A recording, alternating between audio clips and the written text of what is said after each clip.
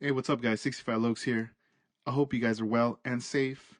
Welcome back to another episode of ScaleRiders podcast. This is episode number 117 with my guest, George Vision124, all the way from New Jersey. Let's go right ahead and call him up. Hey, what's up, George? What's up, brother? How you doing? Doing well, man. Just chilling right now. How are you? Good, good, man. Just here at the pad myself, man. Yeah, nice. That's Yeah. that's what's up. Um, how are you liking your new tools?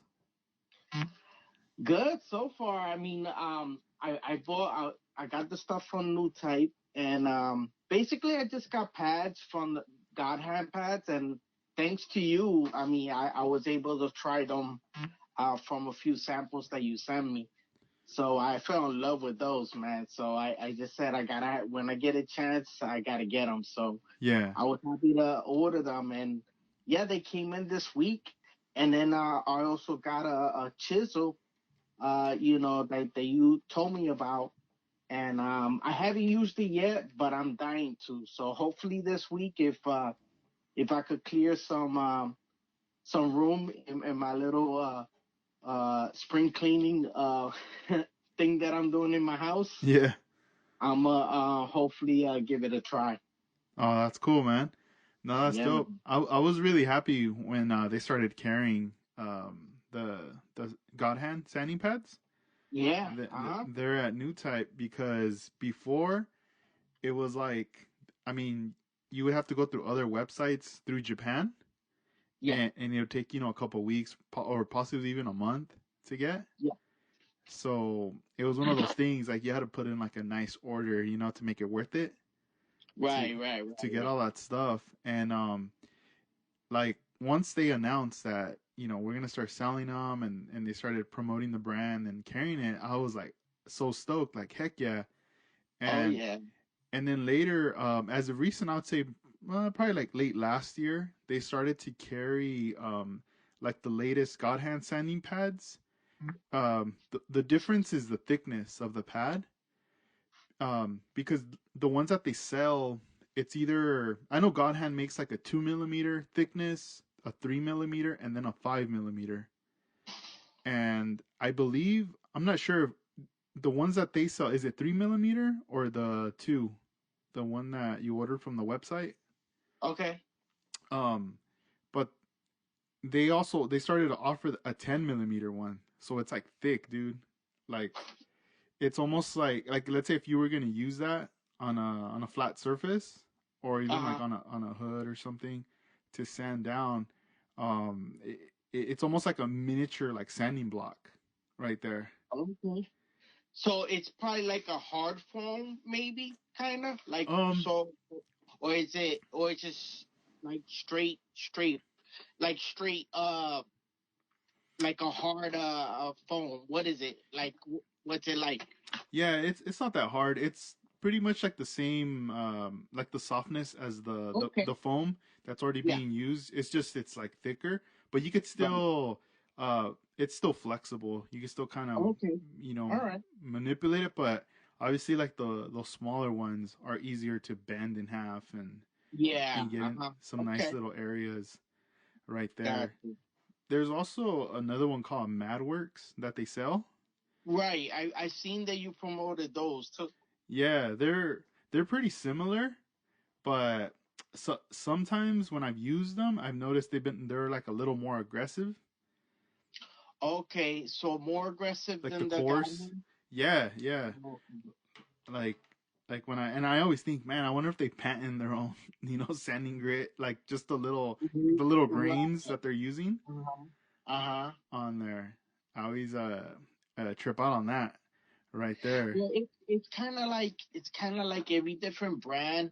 Even though they say 600, 800, you kind of gotta feel it yourself. Like kind of like, let me try this. And like to me, I don't think every 800 is the same as 800. Like you know what I'm saying? Like a Yeah. 600 Tamiya versus a guy has 600 versus I'm sure they're probably slightly different in grit. You know what I'm saying? Mhm. Even though, you know, but you know, probably changing the different numbers, you know, to them. Like, okay, we have to make the next one a little coarser, a little quarter. You know what I'm saying? Yeah. And you know, so it's probably one of to me it's like one of those things where you gotta try it yourself and see, you know, how you feel about it. Cause it might feel like a 600 in God hand, but probably like in like a different brand, it's more like a 400. You know what I'm saying? Where it's a Mm-hmm. little more aggressive, you know. But Yeah. but yeah, man. No, it's true. Um, Mhm. I've noticed. I was watching that video, that channel update that you did. Okay, Your yeah, most recent video, and yeah, man. I noticed, dude. You got like mad subscribers on there too. Like Yeah, your. dude. I like honestly, man. I haven't really been on YouTube. Like I kind of not that I lost touch or nothing because I'll still watch videos and everything. Mm-hmm. But I just couldn't like home in too much on it. And then I said to myself, like, man, I kind of like I kind of like letting my followers down, you know? Yeah, you feel that. Because I mean, the last one I did was like right before the New Year's. And I said, man, I had told people I'm going to make a new one when I get back for NNL West. But as you know, like, I kind of took not a hiatus, but I kind of took a break from the hobby when I got back. You Mm-hmm. know, like like from posting and everything, kind of like took a step back, but still was looking in, but not too much action. And it was more like I don't know. I needed to kind of slow down and take a breather. You know, and Yeah. sometimes you need that. You know. No, it's so true. I feel Yeah. like, yeah, I feel like back then there wasn't, I mean, there was content, but Hmm. you had to like you had to go search it, right? You had to go find it, like Yeah. Sometimes it's hunt for you it. know you like to share a lot of people's stuff, and we love to do that. You know. Uh-huh. But sometimes, man, it's like a flood of them just coming all over. Like whether you just a Twitter or I like peeked on Facebook, and I don't even be on Facebook, but then sometimes though, it's like a dry spell, right? Like Yeah. I don't know, it feels like kind of like wow, that's not a lot, or anything that kind of like grabs you, like oh shoot, I gotta forward this, you know, I gotta Uh-huh. share this, you know? I Yeah. noticed that. Yeah. Yeah, 'cause it's a trip. Like back then, I feel like you would have to hunt it down and everything, and now it's like there's just so much content out there. It's being flooded, Hmm. like you said, like Yeah. it's just Hmm. it's being pumped out. But then every so often you come across something that just catches your attention. You're like, what the heck? And right away you want Hmm. to like screenshot it or share it to Yeah. somebody. Like, dude, Uh, you need to see this right here. yes. Yes. Yeah.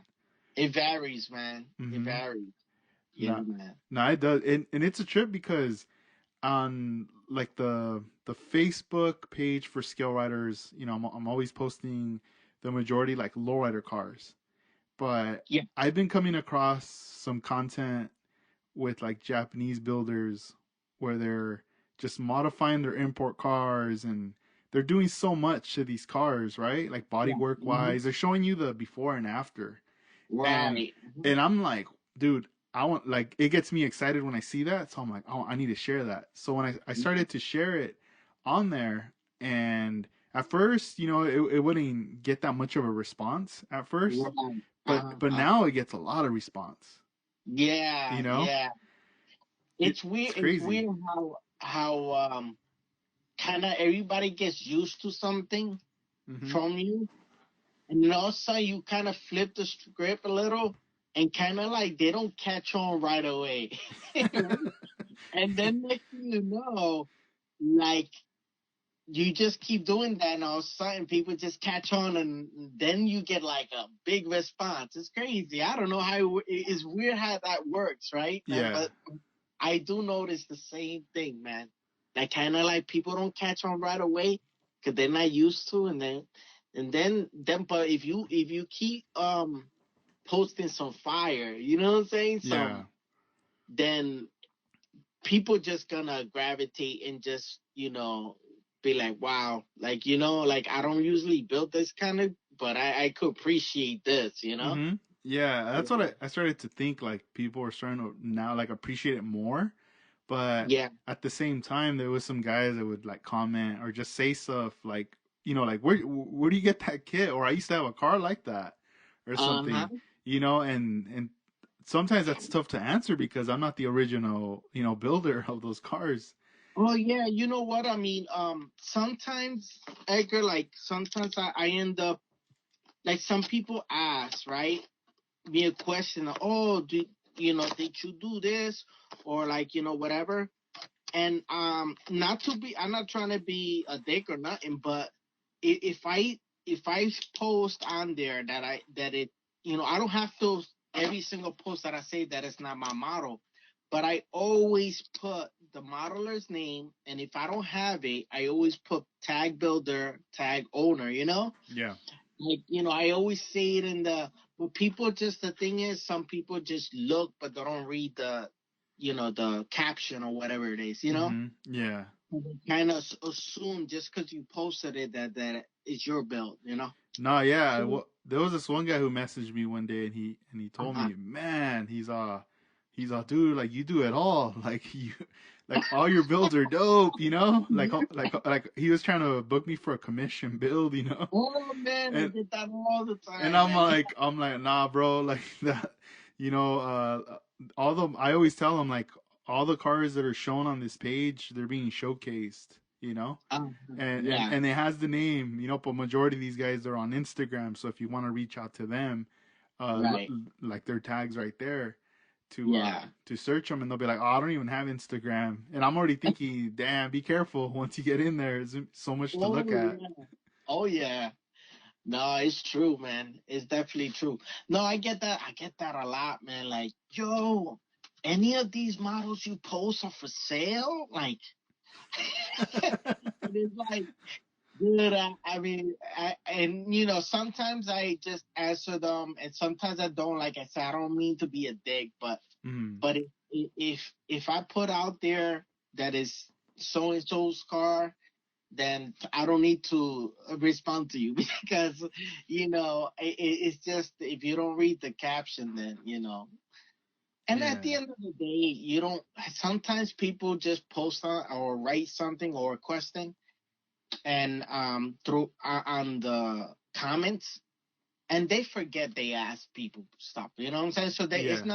it's not like they ask you something and then you're like you gotta answer it because like you don't like half the time they forget to even ask you something. It's like almost like if I end up spending the time to answer every single thing, and when I have the builders tag on there, what I'm saying built by, Hmm. all you have to do is literally just ask that person, DM that person.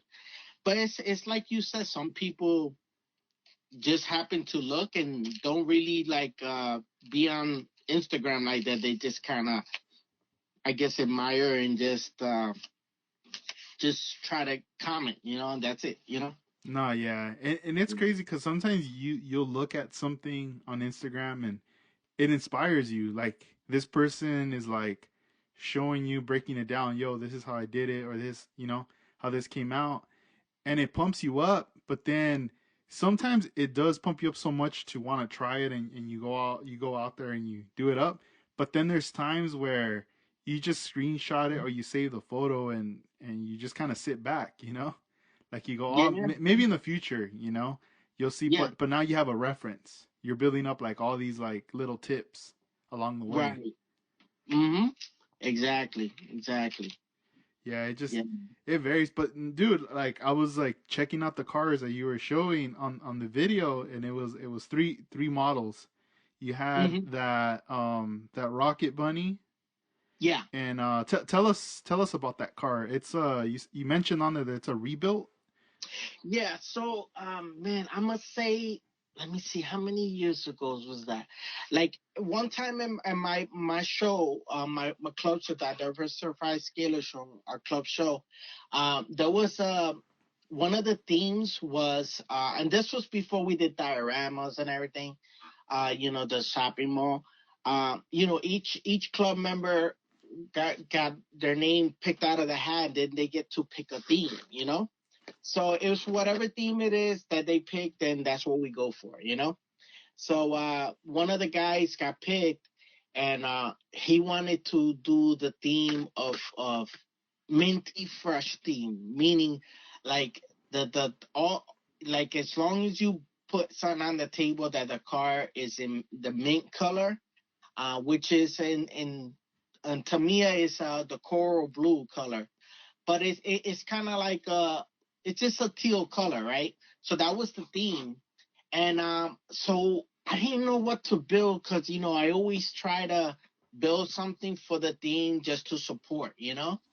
And then so I just started going to look, and on Instagram I saw 101 Rocket Bunny uh, FRS Scion, which is the same as the Toyota 86 and the Supra. That car is all the same, but they just different brands, different labels. But anyway, there's the same Rocket Bunny kit. So I ended up doing a replica using the minty color on that Rocket Bunny, and then it was coming out great, Edgar. But I was just like, just beginning to starting to like wet sand and buff these cars. Mm-hmm. uh, to bring them to the next level. I was trying to graduate from just painting them and just building them. I wanted to, up my paint game and start polishing them. But when you're doing like models like these with wide bodies that they have rivets and they have, it's a challenge because it's easy to burn through those little crevices because the body kit is an over fender. Yeah. So there's a lot of cuts, there's like rivets, there's a lot of sharp edges. So when if you're a newbie, you're trying to like polish and wet sand, it's like it's a really thin line there, that you could easily burn through.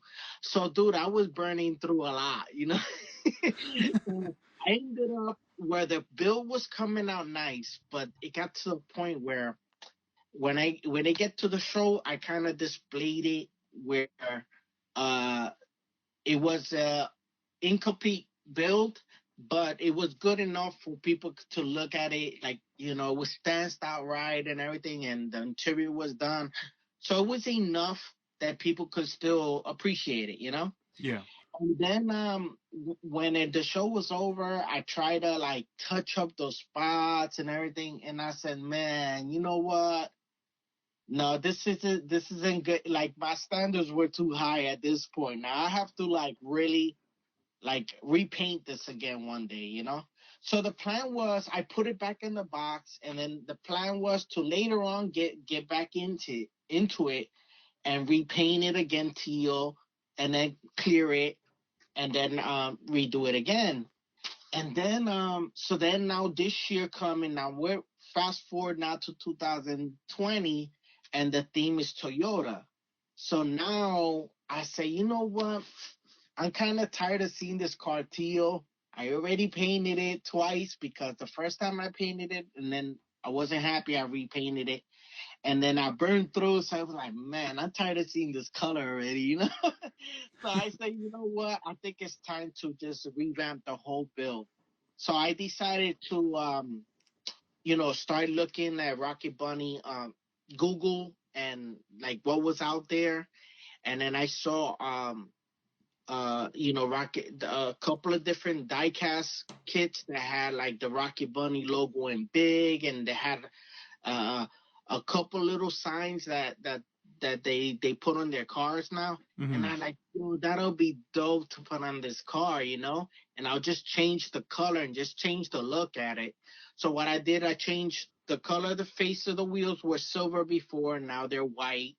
And then I had got up with Brian Valencia, which is 124 Stance Built on Facebook and on Instagram. So I got up with him and I asked him because he's done white decals for me.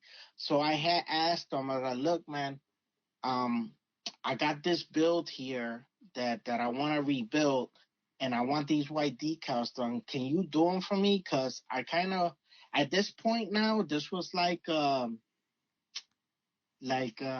October, right? And I said, man, if I can get this build done and I could finish it, I could bring it to NNL West, right? Mm-hmm. So that was the plan originally. So I got it to the point where I painted it and it was all good. So I was pretty good. I was thinking I'm gonna bring it to NNL West, and dude, for some reason, um, I kind of went out of my normal, right? Uh-huh. And um, just I rather just tell people so then in case they wanna learn from this mistake. So I normally like after I you know, polish and clear polish and everything. I don't like do my panel line, like the Tamiya panel line, till after everything's done, you know. And for some reason, before I cleared it this time, I said, "Hey, you know what? Let me just do the panel line on this," you know. Mm-hmm. And that was a big mistake, man, because Dang. yeah. So basically, what happened was that once I did the panel line color, which is Tamiya, and Tamiya is more like a enamel base. So now you're putting enamel over lacquer, Dang, right? yeah. So, so I'm The thinking I'm recipe. all good, everything was good. So I wiped down like, oh shit, this look good. Dude, when I cleared it, all of a sudden it did a reaction. I'm like, dude, this car is cursed, you Yeah, know? what the hell's wrong? Yeah. Like this car is cursed, you know? Well, dude, I ended up doing a reaction and I just tried to fix it and I said, you know what, forget it. You know what I ended up doing, Edgar? I hit up Brian. I said, Brian, I need you to reprint me new decals, man. Can you do it? He said, yeah, I got you. Bang, he sent them. I got them back right away. Dude, I grabbed it. I have this kit, second of this kit, bro. I grabbed the new one and decided, you know what, I'm gonna paint it. So I ended up painting it again, and I didn't do that same mistake. I learned from it, you know. Yeah. So it was a mistake, but I learned from it, and never again will I use, that panel line, uh, enamel over lacquer, like until the car's completely polished, everything done, you know. Mm-hmm. The final So step. yeah, that's one step that now I learn from it. At least it's a learning curve. Nah, yeah, But dude, that's just, crazy. just wanted to share that so that nobody does that same mistake. But yeah, so what ended up happening was I just kind of like always I ran out of time, man. I said to myself the night before my flight to Cali, said I either gonna like I either gonna bring I'm gonna rush the end and make mistakes, or I rather just leave it behind and then pick up where I left off later, and then it'll be a quality build that I'm gonna be proud of. And like I told you the last time we talked, I'm trying to stay, like I don't want to go backwards. I want my bills to come out better and better, to the Mm-hmm. quality, Nah, So yeah. I want to stay, quality builds. I want to try to keep that pace and not go backwards. So you know what? So when I did the video, I decided to just, tell my subscribers, show them what I've been up to, and that so I showed the Rocket Bunny, and then the other one was the pickup truck. Yeah. So Why is it called Rocket Bunny? Like, what is that? Like, as far okay, as like the definition for the cars on that.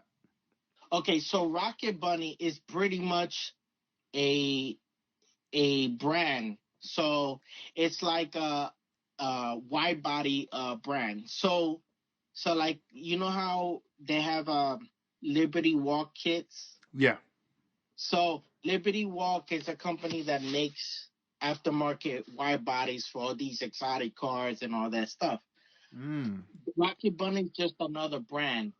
So it's still the same thing. They make wide body kits for all different kind of cars. Yeah. And so Rocket Bunny just happened to be the brand for that made it for that car. Oh, okay. And That's then they cool. make other cars as well, but that was the first one that actually came out as a kit, and Aoshima was the first company who went in and made actual real kit with a wide body separate for it, and that was the Rocket Bunny.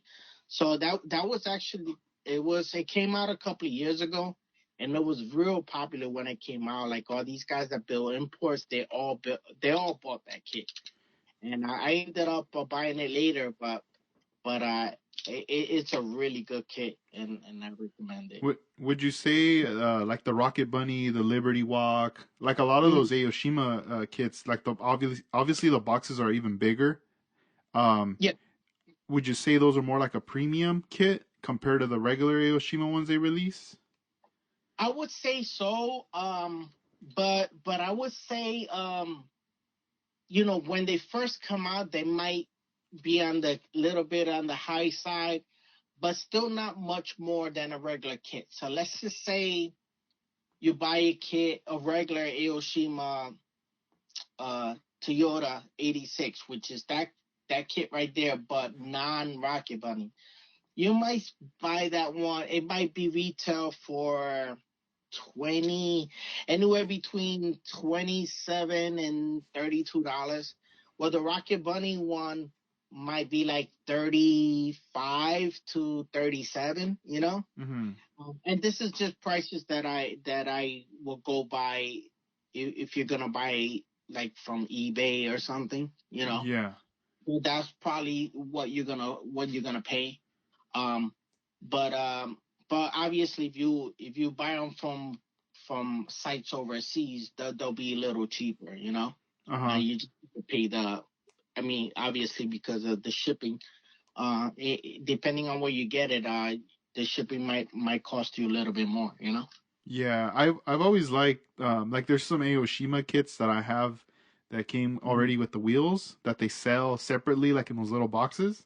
Right. Hmm.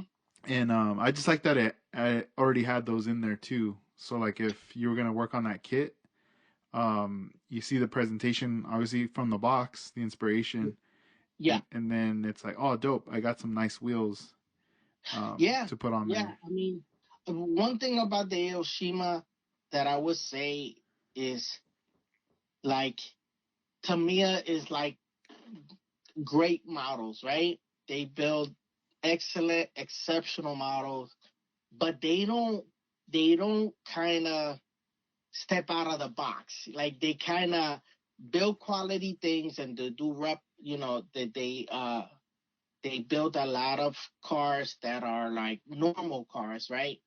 But what I like about Hiroshima is uh they will try new things like Liberty Walk. Yeah, I'm gonna do a Liberty Walk kit. I'm gonna do a Rocket Bunny kit. I'm gonna do like they'll do like different series like the what's that cartoon of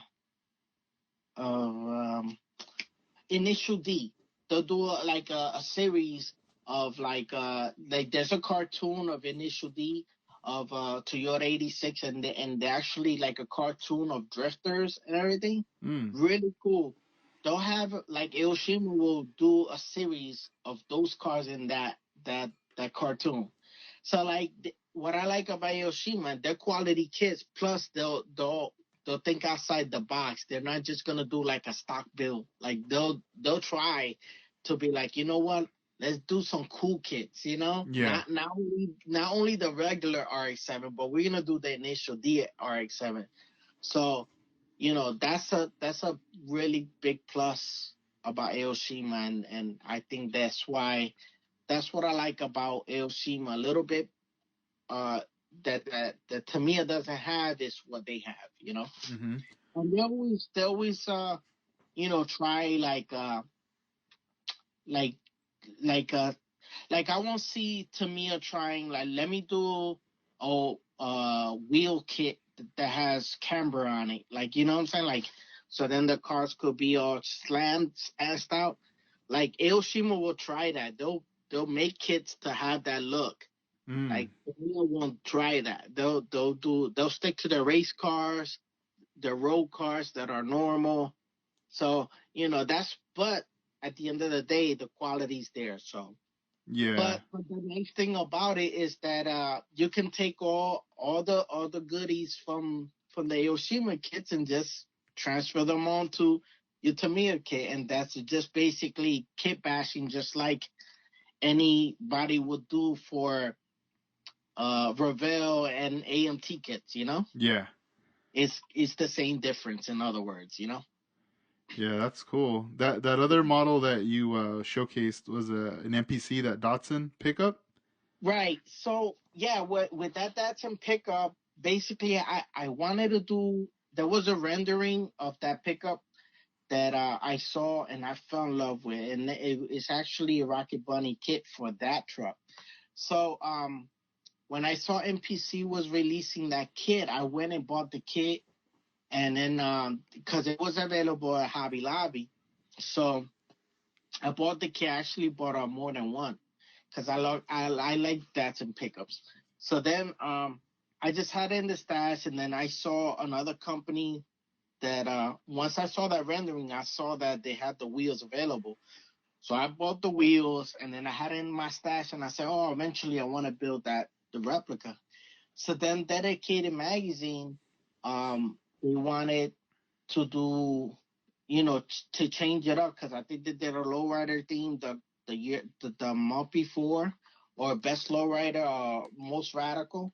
That was the one in the last volume. So they kind of wanted a change and let's just do like some kind of import.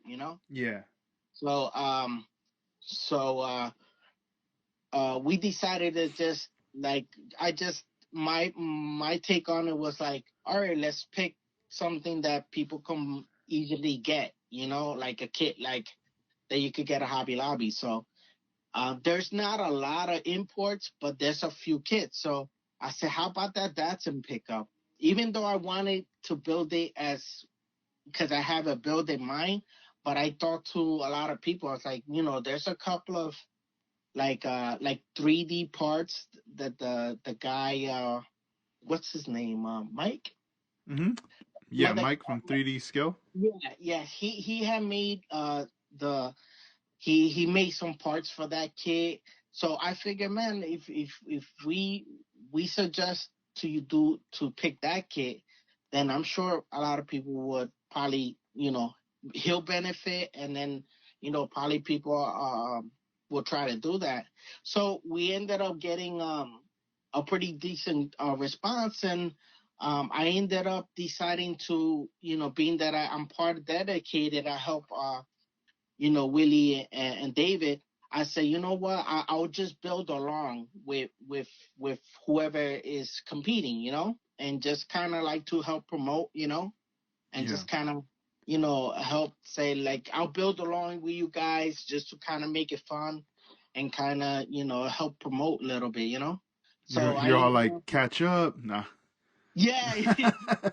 So I guess, man, I started pumping, working on it, and everything was going smooth. But man, I don't know. With me, it's tough for me to finish. Like right when I get to a certain peak on the car, and it's hard for me to get over the little hump on top, man. Mm-hmm. To like when it comes to deadline, Yeah. and I learned from the past not to rush in the end because it's a lot of work, a lot of time. You know how much time we put into this, onto these builds. And, for toward the end to kind of mess it up by rushing it, Yeah. I kind of discipline myself a little bit now. So I get to the point where if I don't finish it, then I don't. But at least I'll show everybody how far I got, you know? Uh-huh. So I actually got really far in it, and it got to the point where there was a day or two left, and I say, you know what? Let me just kind of put it together where it looks almost complete, and then I'll just make a post where I'm not gonna make the deadline, guys, but I got really far. Good luck for everybody who's competing, and this is what I got, you know. And it was cool, man. I got somebody on Instagram. Uh, he's actually he customized Hot Wheels, Mm-hmm. and he was able to he makes decals Okay. for Hot Wheel guys. Yeah. So I DM'd him because I saw like he has a YouTube channel. His name, he goes by Nesto Customs, and I just DM'd him and asked him, hey man, you know, I'm interested in some decal work. Can you do some decal work? And but not for Hot Wheels, for 124 scale. He goes, yeah, show me what you got. And then so I send it to him, and he goes, yeah, I could do them, no Nice. problem. And he came through, man. And when I saw the decals, it was so legit. Like I said, dude, it's on. Like it just made me like pumped up to build it, you know? Yeah. Yeah. And no, he was really cool, and he ended up sending them to me quick. And that was, once I had the wheels and the decals, all I needed was just to build the car, you know. Dang, And that's crazy. yeah, and it was a lot of fun. Like I said, I did uh, I scratch built the front lip to kind of mimic the build, and it's almost like I'm proud of it. It's, I would say it's like 80% exactly what you see in the rendering. Mm-hmm. So like, you know, some of it I kind of like I lowered it a little bit more because I felt needed a little bit more aggressive look. And so far so good. I'm happy with it. I only have to do back suspension on it and finish motor detail and a couple little outside things like put mirrors on, like really like finish line stuff. You know, like I'm almost there. Mm-hmm. And so like I showed that one too in the video, just on, you know, just showing people that it's almost done. But at this point now, like I kind of got burnt out with it. So now I learned to kind of bounce and have like three models going at the same time, you know? Yeah. That way I can, yeah, because dude, like after a while, before I used to get so burnt down, I used to be like, oh man, and it was hard to finish the model. But if I have three of them going, then I can just bounce and then go back to, you know? And I found that it's working out better for me that way. So then I can just slowly finish them towards the end and not rush them or get too tired of it that I lose interest, you know? Yeah, you got to get that rotation going. Yeah, I think the rotation's kind of working in my favor now where, you know, like if I get burnt out with it, then you know what? Let me switch to this one. And then, you know, I have to try new things, man, because I gotta change it up because if not, like, you know, I feel like I'll never finish a model this way. You know? No, yeah. That other model, the third one you showed was the 911, the curbside, Oh yeah. Right, the right. replica. So yeah, yeah. So dude, I've been dying to do a Porsche kit and I have one already like in the works, but it's a C1 models one and it's a trans kit and it's like it's gonna be a lot of work. So I said, you know what, I need something a little bit more simpler, like a curbside. And curbsides, just like you guys will call them slammers, you know, or you know, some guys call them slammers where they don't have, you know, motor detail or whatnot. Those are good models that you can do on the side to kind of like it kind of It's like a warm up or a jump start. yeah, jumpstart or kind of like you know, it kind of, if it gets you out of your routine where if you try to detail, I mean some guys do it, but I know if I end up doing full detail on every single model I do, it's just I'm gonna get burnt out, you know.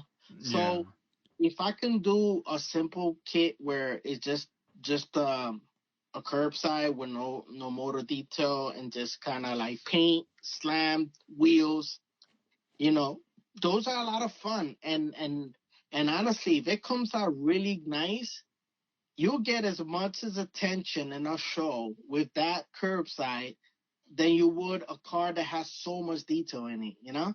Yeah. And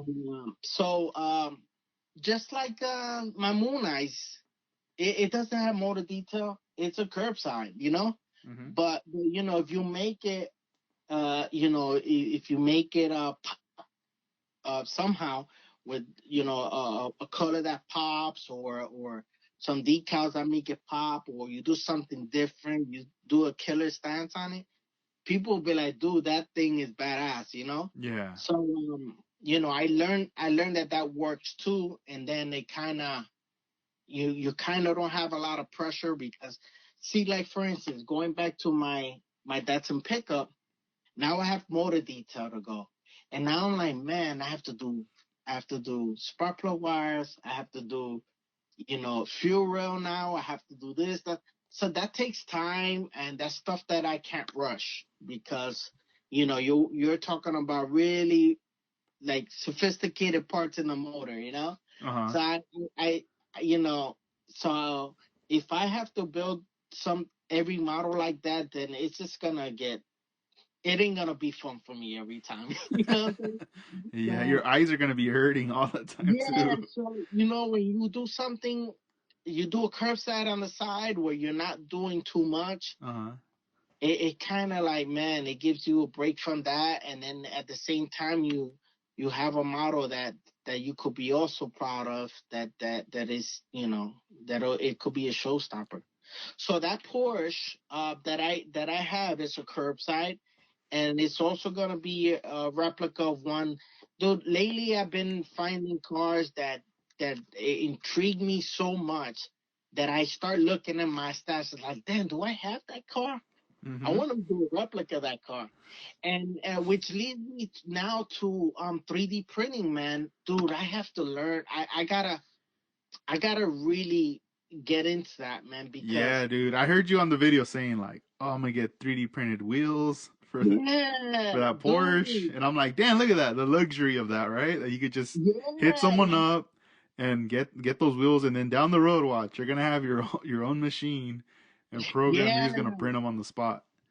absolutely. So I said to myself, like, man, I was an artist drawing, like, you know, I used to draw cars when I was young and stuff like that. I was like, why not can I draw on a computer, learn how to draw on a computer and then draw and make these parts, you know? Mm-hmm. Like, you know? So like I've been in contact with different guys who've been 3D printing lately and been getting tips from them, you know, like, hey, how did you start? How do I go? Somebody who doesn't, and then they kind of all give me their take on it. So it kind of like, I think I'm gonna give it a try, you know. So I don't want to just go ahead and jump and buy a 3D printer without me knowing exactly what I'm buying. So I want to learn, you know, everything I need to learn, and then eventually start making my own parts, man. Because, and honestly, like I don't want it to become a job, you know, Yeah. where I say, oh, I have to now make parts to sell them, because then it just becomes a job, you know.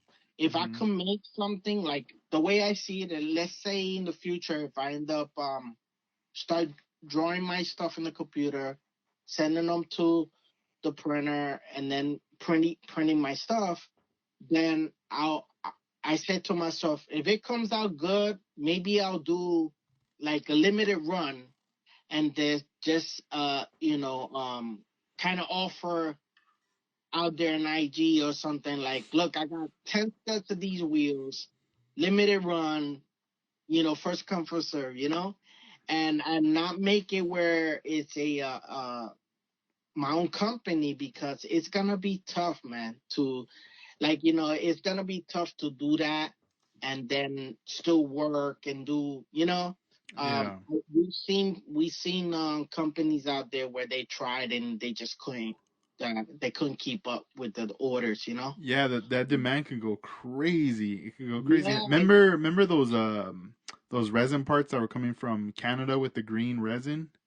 Oh yeah, man, that was Dude, a Achilles scale. yeah, that was like I remember that coming out, and then like small thing, the beginning stages of things were coming out, and then as soon as like it took some people to start buying for everybody to gain that confidence to be like, all right, I'm gonna buy too.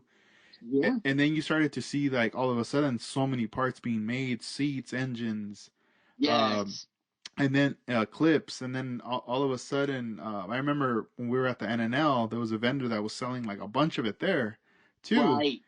and Mm-hmm. now I was like, oh, dope, and it's just like, I mean, I don't see anything anymore, so. It could have been one of those cases too, where maybe it was too many orders, or just something comes up in life where you just can't continue. Right. And I spoke to that. I messaged with the guy. I think his name is Jeremy, and I don't want to get into exactly everything I said we talked about, but I'll just summarize it like this. Let's say if you're one man show, you know, and you're by yourself, and I'm not gonna compare him to anybody else, but uh, just like for instance Jeffries, he's by himself. He could, let's say if he wants to set do a set of wheels that everybody wants, he has to do a limited run, and then he has to now pre-order, and then those people just get. But if someone just opens a website and just lets people order, now you have to deliver. You know what I'm saying? Yeah, and sometimes that can be like opening a can of worms or the It floodgates. is. It's just like, And what dang. happens is, like, let's say something happens to him. Let's say, he ends up working two jobs, regular jobs. He has less time or God forbid something he has or it could be something positive, like maybe he'll have a new child in the house, a new kid, or Hmm. something like that. And now, these hobbies have to become not priority no more, Yeah. So, Hmm. at the end of the day, like that's why I wouldn't be able to do it like that unless I have a team. Yeah. And if I have a team where if I can't do it, I know my team will pick up, and stuff like that. And man, I give all these guys out there that are doing these things a ton of credit, and thanks to them, they're making the hobby great, to have all these things available. It's just making it real exciting to build, you know, and I just hope that everybody keeps doing it, man. And there's more and more people coming up with cool stuff out of 3D printing. Yeah. I feel like a lot more people are gonna emerge, parts companies and just even different skill model builders. There's gonna be like some people who they're not on IG, but they do make models, and Yeah, then they're just gonna like come out of nowhere and like start posting all their pics of their builds, yeah, and everyone's gonna be like, "What the hell? Like, where you been?" It's like, "Oh, uh-huh. I've been doing my thing. I just Yeah, yeah, barely jumped on." yeah. And you know what? If you do search, I mean, 'cause there's some really good guys in Facebook that don't even know IG or don't even try to do IG. They just stay on Facebook. And there's guys out there that just strictly stay IG. Yeah, Instagram. So you know, that's true. I saw one of your posts. You bought some parts, some 3D resin parts from Shadowcraft Customs. yeah, yeah. And you know what? And I'll tell you what, like the way I found out about them, because I wasn't even following them, it was somebody else on their story had posted that, they bought something from that person. And then when I said, oh, that's cool. And it was like something like, I think it was some coolers or something that I saw. And I said, man, I always wanted some coolers, just beverage coolers to put in. And it's cool to put something. I always like to put something in my models. If there's a trunk open, or if you can look inside the car through the sunroof, I always want to put something where you can see. And you always want to try something different than just another magazine, in the car. You Yeah. gotta try to do something different, Hmm. So like when I saw that, I went, and that's the beautiful thing about IG, when you tag somebody and you give them a shout out and then you put their tag, that people are gonna find them now. So then I went into his, and then he doesn't have a lot of things, but the couple of things he has are pretty cool. So I said, you know what? Let me do a little order of something. So then I placed an order, and I got the parts, and I said, dude, I gotta shout this guy out. Yeah. And I shouted him out, and there goes a new guy that. And honestly, when I looked at his thing, he didn't have hardly a lot of followers. He didn't even have like not even 100 followers, I think. When I saw. So I was like, wow. So when I saw and the parts came back to me, quality, I was like, dude, gave him a shout out. Yeah. And you know, that's just it, man. Like it, I feel that if like our responsibility as modelers, if we want this hobby to stay relevant and grow, we have to kind of share, put the word out of new things that are out there, and that keeps people in their bench and trying new things, and looking forward to using these new parts that they never had before. Yeah. No, yeah, because sharing that info helps, especially for there's some people that they're not in it for the competition. Like they're not like they want to showcase their stuff online and Yeah. also maybe at a show when it comes around their town, but Hmm. it's more they it's something for themselves for their room, like to have in the house, like to look at all the time. Yeah. Hmm. And sometimes they don't have anybody around to know the source of where to get the stuff or how do you do it. And then when you got people tagging and sharing like, oh, I bought it from this guy, you shouting him out and showing what you got, it's also like you're vouching for him, like he came through for you. Absolutely. And it's like that'll give other potential customers confidence to make some purchases as well. Right, right. And you know what? And it's funny you say that, because I did tell him that I was gonna shout him out, but I was gonna wait till the parts get to me first. Because I didn't want to shout somebody out and then like place an order and things didn't get here like to like Yeah. when another came. Uh-huh. So I'm shouting out somebody, and I didn't even get my stuff. No, I'm very cool, very honest. Yeah. And when I placed the order, he sent me the stuff. I got it quick. I looked at it. I was like, this thing is quality. That's what's up. So Mhm. yeah, definitely gonna shout him out. And then I definitely put it on my feed and my stories. So it was cool. Damn, that's tight. Yeah, it's so crazy just the stuff that people are doing with the 3D printing because even like David Guerrero he 3D printed like a door panel Oh yeah, and man. Oh and my God. you see that and you go wow that's like hella custom like he just printed it. Hmm. I know some people like to get hands on and they want to scratch build the stuff Right. but I mean, you can't really compete with it when it gets to a 3D printer, because you're printing it. You get crazy creative with it.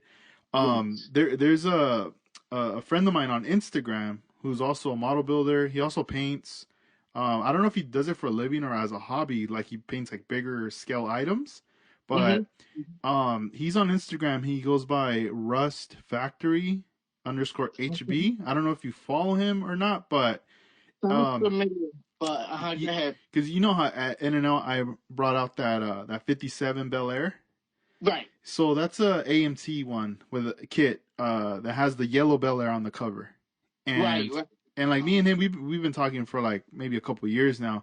So uh, like recently, maybe the beginning of the year, he started to show me photos, telling me, "Hey, I'm working on a 57, similar to like the one that you did at Uh-huh. NNL." But he's telling me, "Dude, I also bought a 3D printer. I'm like learning. I'm trying to figure this out as well." Hmm. So, dude, this dude's like catching on quick. Like he's like Yeah, learning fast because I still remember on that kit since I didn't have a lot of time and I honestly wasn't gonna focus crazy like on the engine bay. You know, I was like I'll build it stock pretty much, right? right. So the like the you know everything's the same like the inner fenders and whatever and you know how it always looks funny when they mold in like the battery or like little wires. Yes. So that's how basically that kit is. So what he did, what he was showing me is he basically cut all that out and he 3D printed his own inner fenders. Yes. And dude, like he fit them in there. He already glued them in, sanded it. It just looks like welded, right? Right. And then he's already doing like the test fit with the engine and everything. I'm gonna have to like forward you some photos that he has Oh, sent me. absolutely. But Uh-huh. when I see like that, I'm going like, dude, you know, like it almost makes you want to go back. And but then again, I go, but wait a minute, I don't even have, any of that stuff. But just seeing that, it just makes you think more of like what's out there. Yeah, and you know what? Going back to what you were saying about the guys that are scratch building this stuff. Um, Kudos to those guys, and a lot of props to those guys who scratch built everything. But this 3D printing could also enhance those guys too, and they they should embrace it as well. Like because like maybe a guy that be like, oh no, I scratch build, or I don't use that 3D. Yeah, but you know what? It like it's good to embrace this stuff as well because it could make even your stuff even way better too. That you can, put the two together, some scratch building and some 3D printing, and you could bring the stuff to the next level. Even higher than that. Yeah. Um, that's something that I think about too. Mm-hmm. Like that it's like we talked about before, you gotta embrace this technology while we have it. No, you do. It's so crazy because, like it's like when you think of instruments, like you have like a drummer, a person playing live drums, and then later they start creating production MPC like pads and machines that when you hit those pads, they mimic the sounds of a drum set. So now you got Right. somebody hitting pads, and then someone with sticks hitting real drums, but next thing you know, like the person who has the recorder system with the pads is Yeah. constantly recording music like fast, like on the go. Uh-huh. And the drummer, like he can record, but he has to wait whenever there's a recording session or a studio or whatever, right? Right. Uh-huh. So then the mistake is when you don't embrace it, you kind of stay behind in a way Yeah. because and then later you kind of hate on it, because I remember seeing like stickers, for example, like bumper stickers. It would say like NPCs don't have soul or Right. whatever, you know. And I'm Yeah. like, Yeah. I mean, it's funny, but Yeah. I would always think like, man, if you would combine both, like if you decided let me put the sticks down because I don't want to like wake anybody up or whatever, let me put on this NPC and I'll put on some headphones, Yeah. and I could be working at night while everyone's asleep, and I could be making so much noise on my headphones. I could Exactly. advance and finish up my projects, There you go. and yeah, you're right. Like if you embrace it, combine both things, it's like you're not gonna have these walls, like Yeah. you're gonna be like, Exactly. oh, dude, I got this. Like, and Yeah. And your possibilities are endless, man. you Mm-hmm. know, and that's what makes things exciting. Like when you see all this new stuff, like you said, uh, what is his name, David Guerrero? Yes. Uh-huh. Yeah, dude. When I saw those door panels, I was just, what? Like, are you kidding me? Like, and he's really really cool guy. He seems real nonchalant about things. Like, yeah, yeah, dude, you talented, man. Like, you gotta really, if you push this stuff out, man, he can really you know really really make some money, man, because people will pay for stuff like that, Yeah. because I'm, just not only guys like me per se, where I don't really, my thing that is not thinking competing, but guys who compete, I would say that probably will be interested to be like, no, like, if their model, they're competing for, let's say, a build off or something, and a radical or something, or they just feel like, what, if I do this 3D printed interior where it's this badass, that's gonna take my model to the next level, where the outside is already done, the undercarriage. If I 3D print this interior, I go with this. Like, people are gonna be definitely pumped up for all that stuff. Yeah, I'm waiting to see if I wonder if this year and if not next year, we'll see somebody come out at a model show with like like a just everything 3D printed pretty much, but like done. Where it's like I would like to see like a painted one and then an unpainted one.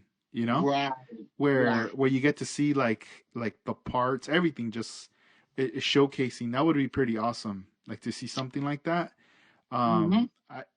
It can definitely like open up a lot of people's eyes and interest Oh yeah, on all that definitely. stuff right there. Yeah, yeah, man. I mean, I definitely agree on that, man. Like I said, I'm excited, man, because I just see stuff like, even like Iceman again. I bring Mm-hmm. him up again, man. Like just the 124 scale drone. Just like, what? It's just like I don't know where I will use that, but it just so, because it's so cool. I want to get some. Yeah. No, yeah, he's And like thinking outside the box, like just a yeah, lot of different things that he's like, you know what, we got to put this out there because he's also thinking for like the diorama stuff absolutely. Uh huh. and it's just like modern day stuff that we mess with or people do. Right. That they have, and that's cool. That all that stuff, dude. I could see in the future you're gonna have your 3D printer, and I bet you anything you're gonna end up having like a decal printer. Watch. Oh man, that's the other thing, Edgar. Like, if I had the capabilities to, I mean, but because there, you can print your decals, but as far as quality, like, compared to like a aftermarket decal set where it's just super quality, I mean, it's hard to just get it with just a regular printer at home. Mm-hmm. Um, if that's the next thing I want to do also as well, is if I can print, quality decals, I definitely want to, offer stuff uh to people, because when it comes to decals, I think that versus like buying like 3D printing parts and stuff like that, I think with decals is a matter of just putting the art in the computer and just printing it.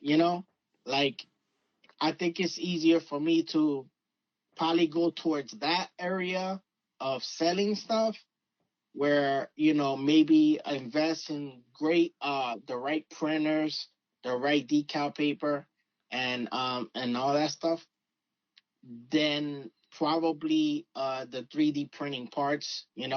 If I can probably do the decals as well, better, and then offer, because I have some stuff in mind that I'd be like, man, if I had this in decal form, these different liveries or different like let's just say decals of like iPad faces, Mm-hmm. like or cell phone faces or the remote the controls for the air ride system. People would love to have a decal set that has a variety of things like that. And I think Yeah. that's something that you offer that nobody has done yet, and they'll be like, "Oh hell yeah, I want that," Mm-hmm. you know. So yeah, I'm glad you brought that up because decals is another thing that I wish I can, you know, like I have a lot of ideas that I would love to bring to, or just like you can do a collaboration with, let's just say, all these guys that are doing 3D printing.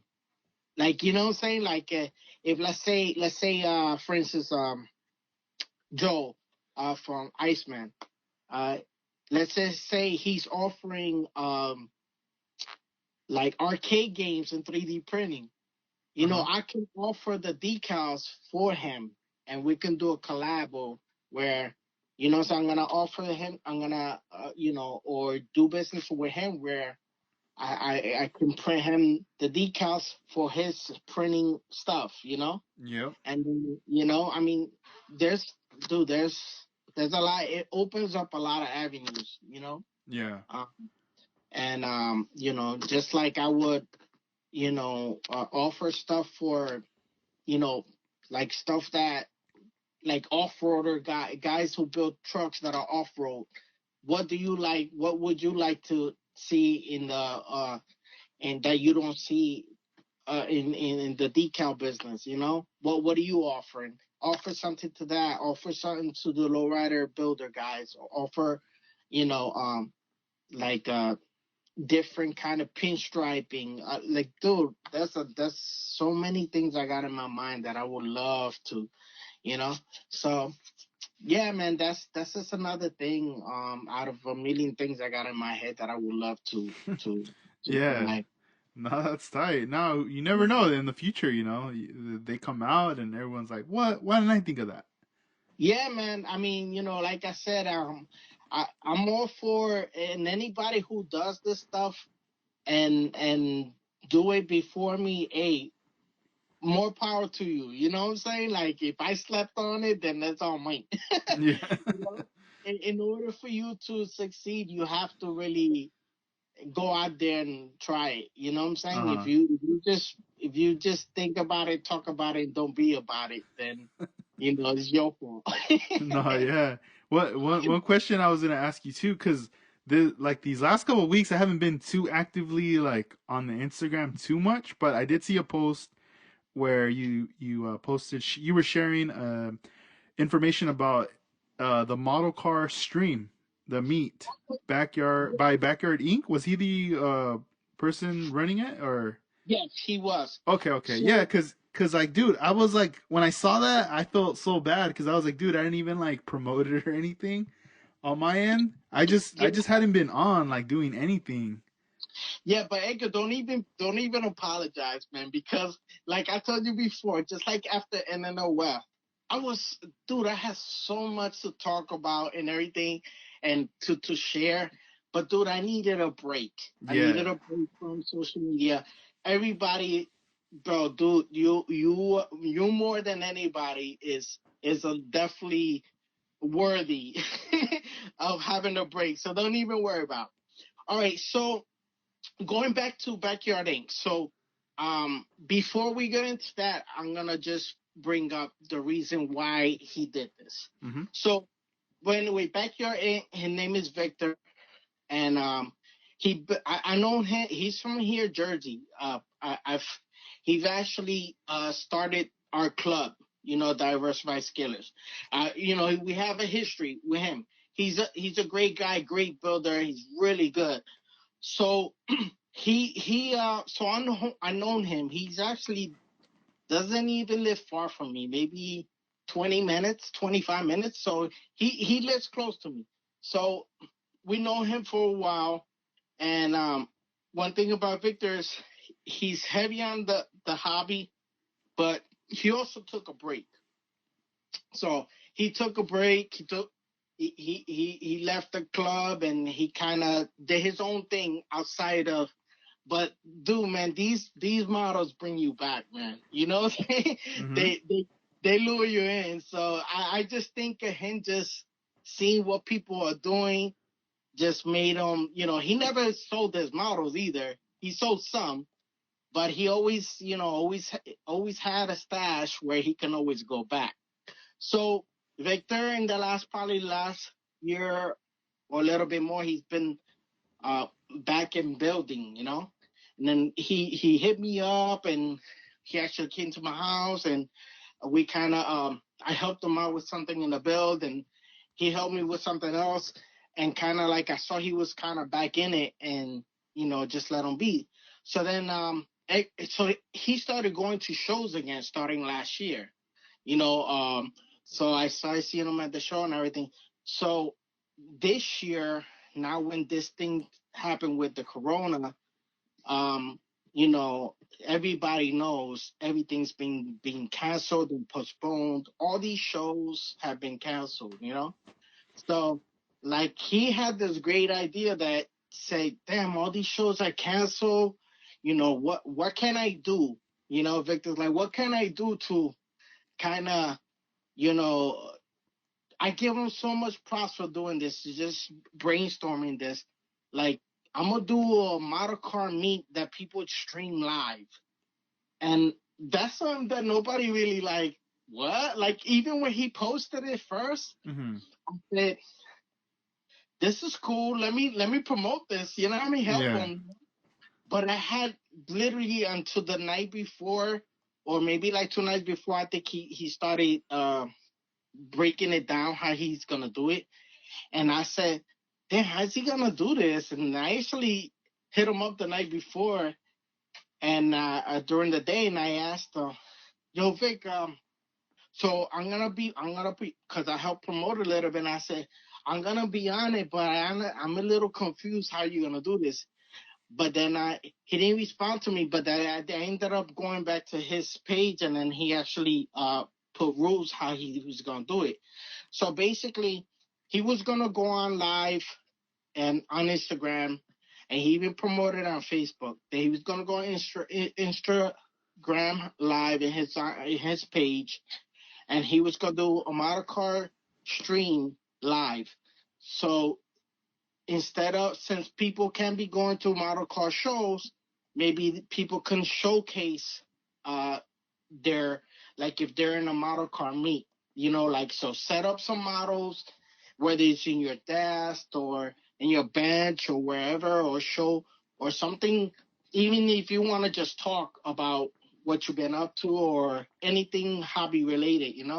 So he had put down rules where he was gonna do it for 2 hours, and he was just gonna probably give people like a 5 to 10 minute window where they can um go live, and he'll accept them. You know how in Instagram you could split the screen and invite somebody, and then it's a split screen Mm-hmm. where you uh him and then somebody else talking live. Yeah. So he was doing that, like I guess people will request, and then he would let them in, like let somebody in, let them say, "Hey, what's up? Thanks for joining the live stream.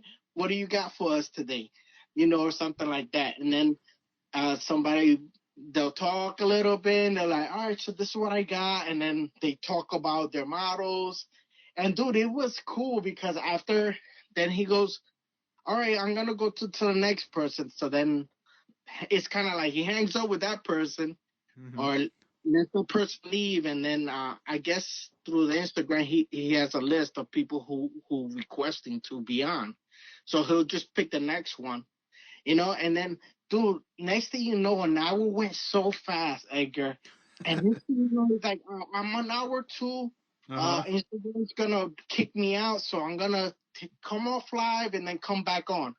And then he came back on, and dude, he literally had over 30 viewers on live, like Mm-hmm. like on there and trying to look and everything. It was That's cool, tight. man, to see.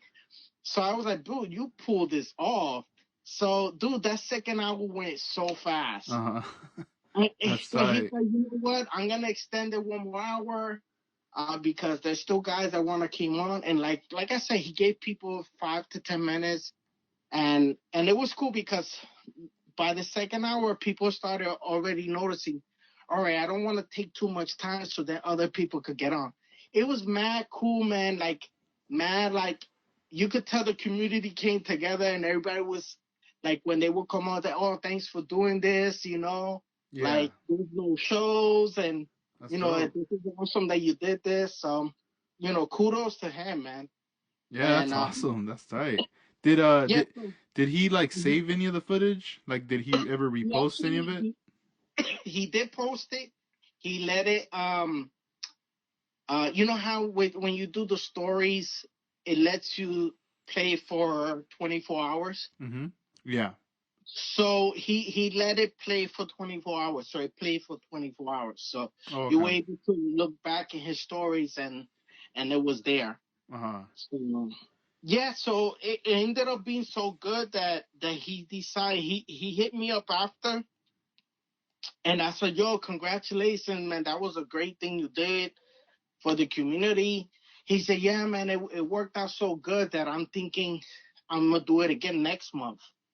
Mm-hmm. So, I was like, dude, I mean, that's all you. If you can handle it, man, you did a good job, man. If you want to do it, I suggest it and I'll help you promote it, Yeah. He goes, yeah. That So, sounds dope. yeah, man. So, stay tuned for next month. He's going to do it. Yeah, And, I think that's good. That's like a month because it he has some time to promote it and people yes. have some time maybe to finish something up to want to show it. Because I know sometimes when things are done, let's say if it's a first time, first event or whatever, Mm-hmm. um, sometimes you get caught up in the moment that you're like, we'll be back next week, and it's just like, every day, let's do this. And then it's just like, Right. nah, you start to get overwhelmed. It starts to get like, dang, this is too much. But Yeah, I think that's absolutely. pretty dope. Once a month would be Yeah. pretty tight. So, I mean, he just said, he even said in the live that like, maybe I'll try to do it next month. Didn't really like put it out there like definitely next month at this date. But he said I'm thinking about doing it again next month. And man, it was cool, man, because another thing that was cool, man, that I felt like, dude, he even got people from Spain, people from Japan, like that Taco Davin is his Oh name, yeah, right? Gavin. Uh huh. Gavin, it was Gavin. Dude, Gavin was on. Oh And mind you, nice. these guys, some of these guys, it was 3 in the morning for them, or like All 4 in the late. morning. Yeah. Dude, there was this one guy that was 2 in the morning, and it was cool because, dude, it was like people from the globe, man. Yeah. You know, there was a there was a guy from, like I say, some 124 Eternal. This guy that they were from Spain. Dude, it was mad cool because, like, it was funny because some guys had some heavy accents. It was just kind of like your whole mixture of things. And honestly, man, I stuck through the whole 3 hours, and I came on myself. He put me on the second hour, and I kind of showcased what I had posted. I'm gonna show, Yeah. and and it was bugged out because me and him, when the club first started, me and him did a collabo build. And a lot of people don't know about this model, but I put it out there on live and I showed it to everybody. And I said, hey guys, I'm going to show you a treat. And I put the model there. It was a Nissan Nsx. And it was a Nice. collab that me and Victor did. So I kind of told everybody, hey, this is a special build that me and Victor Backyard Inc. did and 7 years ago, whatever it was, 5 years ago. And I explained to it. And it was kind of like, he didn't expect it. And then it was like, it was there. Yeah. So Were you nervous when you got on live like with him? You Just know what? knowing there's people watching this and like you're like, all right. I mean, even though you have your subject, your cars there, but still. Right. At first, it wasn't that I was nervous, but I kind of told Victor, I was like, look, I'll go on in the second hour or late in the first one, because I kind of wanted to know how it was gonna be. So Hmm. it was kind of like I wanted to see how a couple of guys did it first, and then I was ready to go. Then once the first hour was over, I had text them. I was like, hey, I'm gonna. Why on the comments I say, Vic, I'm gonna request to go on in the next hour. So like right after the first hour, I like the second or third guy, it was me. And yeah, it was cool, man. Like I said, it was cool because it gave the community something to look forward to. Yeah. So like let's say those 2 weeks before or whatever, like if somebody was, looking forward to a model car show, or any kind of event, they couldn't go no more because it was canceled. Yeah. So, Hmm. people were amped up to see that there's something else to look forward to. So, I told him that was a great thing he did. Nah, yeah, that's pretty dope. Props to him. Yeah. Keep me on the loop for the following one so I can like share, whatever, like the flyer, any information. Right. I'll Yeah. do what I can on my end, and then Mhm. if I'm pretty sure I'll be available at the time when he does it, but I'll be down to participate as well.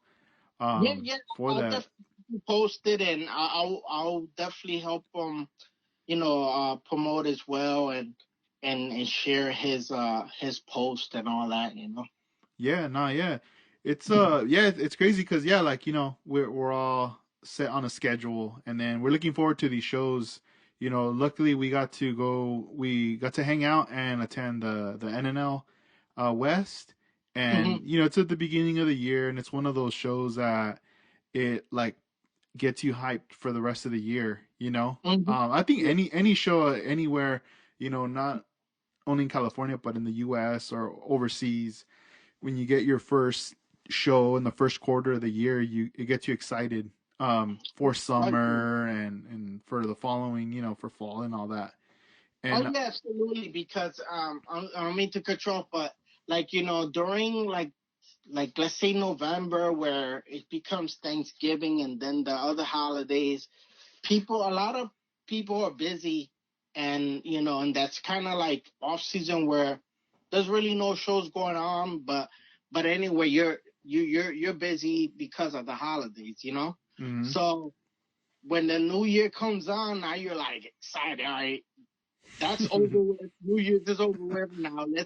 When's the next show? Yeah. You know, it's cool because I think for you guys, like, I don't know if there's another show before NNL West over there, but but like NNL West, I think it's like the big show over there. Uh-huh. So like I kind of see it like in NASCAR. In NASCAR, like the biggest race is the first race. Like I think the Daytona 500. I'm not a NASCAR guy, but from what I understand, the biggest race is the first one. You know what I'm saying? Uh-huh. So it's kind of like the same thing with NNL West over there. It's like the first show is the biggest show. Yeah. Over in that coast. So that's pretty cool. So yeah, definitely everybody is amped up for that. No, yeah. And it's like I mean all you can do now is just kind of adapt to what's going on, and I feel Yeah. like that's what your friend did there. He was pondering like, all right, what can I do to still be able to deliver something to everybody to fill in that void Yes. and Yeah. like kind of escape for a moment from everything, and just Uh-huh. have some fun. and Yeah. and I think that's dope, because I mean if you think about it, like the live, it's always kind of been there on our phones, Right. but it's almost like we take it for granted, or we don't really think of like what should I use it for, Yeah. for the medium for scale modeling, for cars. Right. And Right. and it's like, I mean, I know some people. I've seen some people go live when they're working on a model car or something, Yes, you know, yes, and it's cool when you see stuff like that, like just to kill time and see what they're up to. But I feel like, now it seems like it's gonna be more key, you know, yeah, like yeah. Because now, like just all those guys that were tuning in, or if not, like if you weren't available, that you heard about it, and you saw that people did or talked about it, then it was definitely worth it, so they're definitely gonna be, they'll probably see it as, wow, this live thing is this, there's something actually to this. We can actually, so maybe from this, there could be some kind of spin-off or something where hmm somebody else will try it, and he might have opened, the doors for somebody else to say, shoot, man, well, I got an idea. Why don't yeah. I, you know?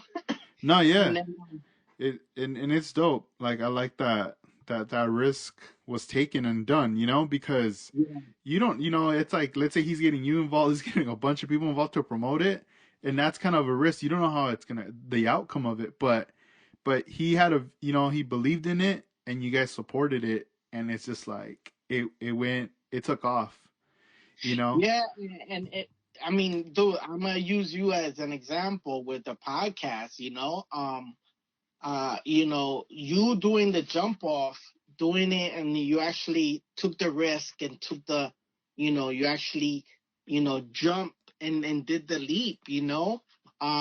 Where nobody else tried it before, and now, dude, there's like at least three model car podcasts that we can say, um, with, and I want to bring up, of course, uh, uh, The LUGK, the yes, with Tony and David yes, Tony, and Wes. yeah, Yeah, yeah, that was dope.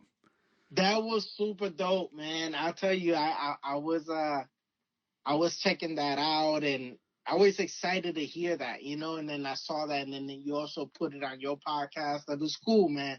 No, You know, yeah. I mean, I hope Tony sends some more episodes my way. That way I would like to, post them and on this end too, so more, reaches yeah, more people. yeah, and you know what? It's cool because that's a different perspective from Dallas, Yes. like Uh-huh. from Texas, and it's cool to see that uh, even their lingo is a little bit different, but we all still are under the same purpose. You know what I'm saying? We're Yeah. all like sharing the same craft, but the lingo's a little different. But like it's like somebody having an accent, Uh-huh. but but it's cool because we all going after the same goal to build some badass models and just sharing them, Mm-hmm. and even competing for those who like to do that. Yeah. No, yeah. It's like, yeah, with the podcast, I kind of also looked at it as um, like whether it's an hour or maybe a couple hours. I hope that it helps. Like, let's say if you're a commuter, Oh, and absolutely, you're, let's say you talk on the phone or you don't as you're commuting, but then you want to listen to something. It's hard to see something as you're driving. You can't just jump on YouTube, and right, it could be absolutely. dangerous. Oh And yeah. let's say you're like, I don't really want to listen to the radio, like music or anything right now. Uh, Hmm. so Right. I hope that can help in that aspect, or have it be some background, listening to something in the background while you're working on your model cars. Well, man, I'll tell you one thing. It has helped me, man, because um, remember, and in the West, we had to drive back the night Oh yeah. back to your area, Uh huh. and that was a long ride. And dude, it was cool for me to like. I was in a rental car, and then I was able to Bluetooth my phone and I was able to hear your latest episode on the ride. That's So yeah, tight. it's definitely cool, man, to see that, Oh, thanks. and Yeah. yeah, man. And it was really cool to, yeah. It definitely helps somebody, especially on the road, where they can just listen to something, and half the time, man, and even these days, man, you don't want to keep listening to what they're talking about on the radio, Yeah. and you kind of need an escape, Oh, an outlet. definitely. Yeah, man. Lately, like these, like couple weeks. I mean, I've been home maybe like a few weeks now, Hmm. and it's like I haven't messed with any model cars, like any kits or anybody. What I've been doing lately for like any model building related is I would Hmm. say is the Gundams. Okay, Just yeah. just because at the moment, like my fiance is pregnant, and I don't want to, like have primer in here or paint in the Oh, right. house, Yeah. and Right, then right. be sanding and then having like paint dust in the air and everything. Oh So no, I'm just that's kind of understandable. like going, you know what? It's almost like taking a little break just to reset so I could Yeah. work on the cars later. So Hmm. like the kits, they already come colored like the way it's gonna look. So yeah, you can customize them or mess with them, but that's pretty much what I'll do is I'll mess with them, and I felt like I needed to find a structure to my day because Right. dude, in one day I built like three of them, and Oh, did I was you? like, dude, what am I doing? Like I'm running out of the kits, and Oh, I have wow. time on my hands, so it's like Right. let me have let me slow things down. So my fiance, like, she still works from Yeah. home, Right. so Hmm. I figured a schedule like, all right, while she's working, I can't bother her, I'm distracted, be like, hey, check this out, like, Hmm. so I figured, you know what, all right, this is I have to do it this way just so this way I stay sane or whatever. So Right. it's like wake up in the morning, have my breakfast, and then I'll bust out a kit, and only one kit, and I'll work on it, whatever, prep it, like cut it out of the tree, clean it really nice, sand it down or whatever. Really basic stuff, but Yeah. being super patient with it, Right. And then finally, like by the time it's like 3:34, she's wrapping things up, and I'm already like, all right, like this was fun, but let me save some of this fun for the following day, Yes. you know. Exactly. So put things away, and then clean up around the pad or whatever, and then Hmm. now it's I hang out with her, and we eat dinner, whatever, just kick it, whatever we can do to stay entertained, Right. and at the same time, like, we don't have like cable TV or anything like that, so mostly everything we're streaming it Right. Hmm. from YouTube or whatever, like Hulu or whatever app we have. So the cool thing is that while we're doing a lot of that stuff, we're staying away from listening to being caught up with the news, right? Right. So then, like, every day it's kind of like that, like things are just kind of popping off, but at the same time I was like not going online so much to post, um because I kind of wanted to take that break, like that reset, and Yeah. kind of think like, all right, what's going to be my next move, what am I going to do next, because I mean, I got, I'm thinking about like a baby's on the way, like there's all these things I'm thinking about too, Yeah. Hmm. so so it's been cool, like doing things like that. And then today I was able to go to I got out of the house and I went over to Oxnard because I needed to do some stuff out there to help out Yeah. my dad with some stuff, and it was pretty dope, like just getting out for a few hours. He wasn't there, but I had to do some stuff for him, and then it was just crazy. Like once I was done doing what I had to do, when I was driving home, it was around the same hour when I drive home As normal. As a as normal. normal. So Hmm. I'm driving. Uh, there's cars on the freeway, not a lot, but kind of around the same amount when I'm usually driving through there at night. As it's getting dark, Yeah. and then I'm calling my fiance, and I'm just getting like I'm just feeling like deja vu, dude, like crazy. I'm Wow. going like Imagine. dang, and then I'm like, hey, I'm almost there or whatever, you know. And then I don't know. Once I got home, I was like happy to be home, you know. Yeah, yeah, and you know, with these are challenging times, if I could say it like that. I don't know, it's testing everybody's, taking everybody out of the normal, right? Out Hmm. of the routine, and you know, um, it's kind of like it makes you appreciate things. It gives you a different perspective and make you, I don't know, like appreciate life a little better. Like, especially, with, all the sad news of people passing and stuff. And you kind of, I don't know, I don't know, for me, at least it kind of make you wanna like,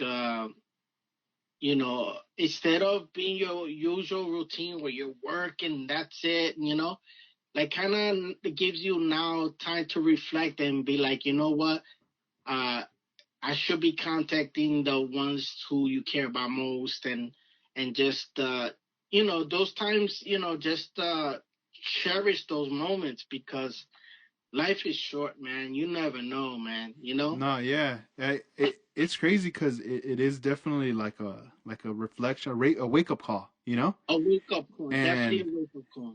like when it's just crazy like late when I went over there and coming back, you know, I had interactions from a distance with people like while I'm in the car driving or I'm pulling Right. up or whatever. But I noticed like whoever I made eye contact with was like polite, like you know, like a wave, you know, like Yes. hi, things like that. hmm Like really like kind gestures, you know. Yes. Yes. um and it wasn't anything cold, you know, like you look at someone and then you just look or walk you know, the other way Right. or Right. whatever. It was very like kind because it's I could tell, I mean it's on all of our minds or whatever, but Yes. at the same time you're kind of like, all right, like why should I be mean or you know. And Yeah. and Like you kind of see things different now. Like uh, what if what is, I don't know, like why be so mad about, like I try to tell people, like even people who say, oh, I'm bored at home or stuff like that. Like, I mean, like be grateful that you're just bored at home. If that's the worst thing you could complain about, you're doing really good, yeah. because there's a lot of people out there who are, especially, like, I mean, even like over here by us, but in the world, that they're in a lot of worse places. And not to bring like sorrow or something negative, but kind of to put everything to people to understand that, there's people out there like fighting for their lives and they can't be around even their loved ones, Yeah. at this moment as we speak. So, kind of like see that as a, instead of complaining about that you're just bored at home or you can't go out, like, don't complain about that stuff because people are a lot worse than you are, you know? And I mean, that's just things, the way I see things now, Yeah. And, Hmm. so I look forward to coming home. And honestly, it doesn't bother me one bit that everybody has to be home. Like, to me, if this is all we have to do to overcome this and kind of turn this corner and kind of like hopefully get over this this virus thing that we got,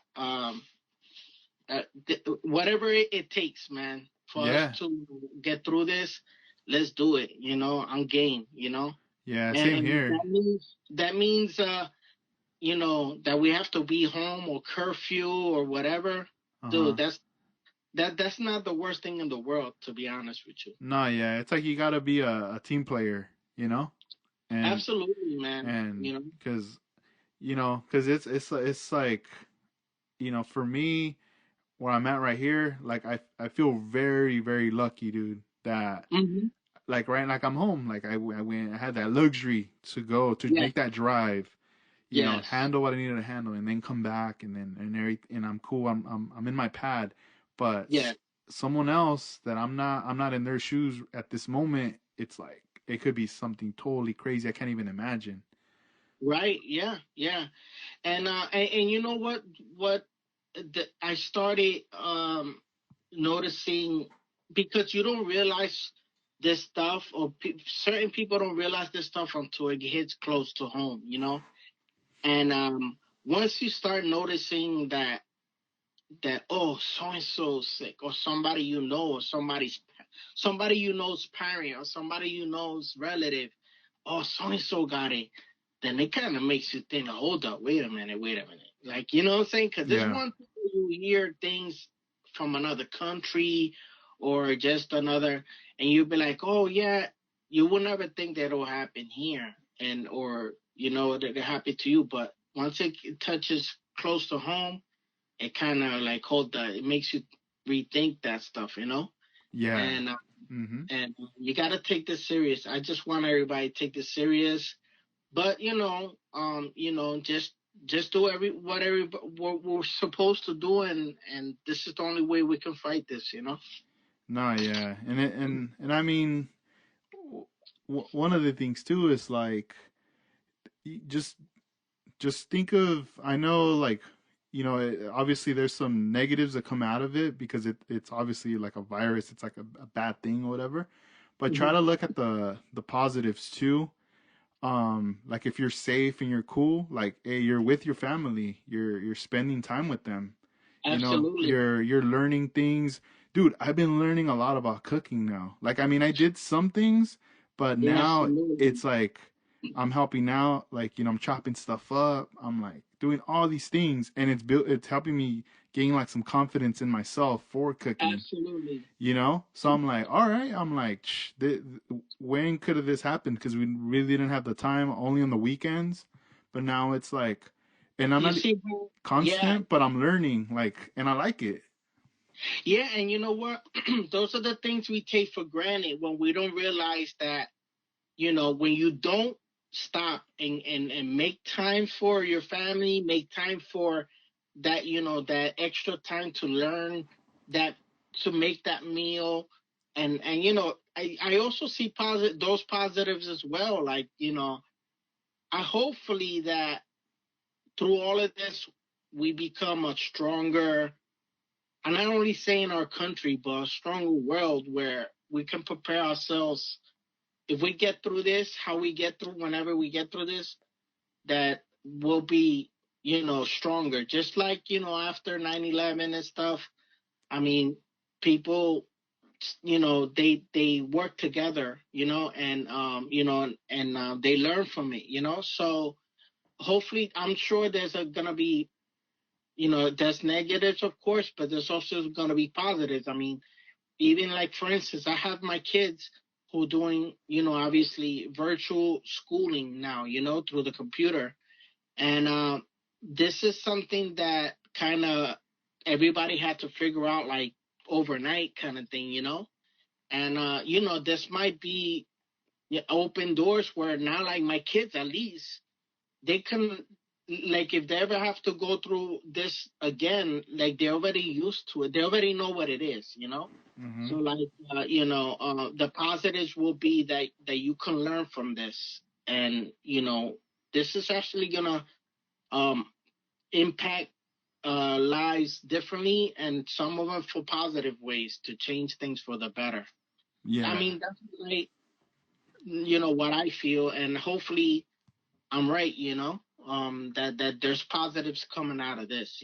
So No, yeah, and it's like, I mean, if you have the funds, like let's say you have money saved and your responsibilities are sorted, and if you feel like you're bored or whatever, and you Mhm.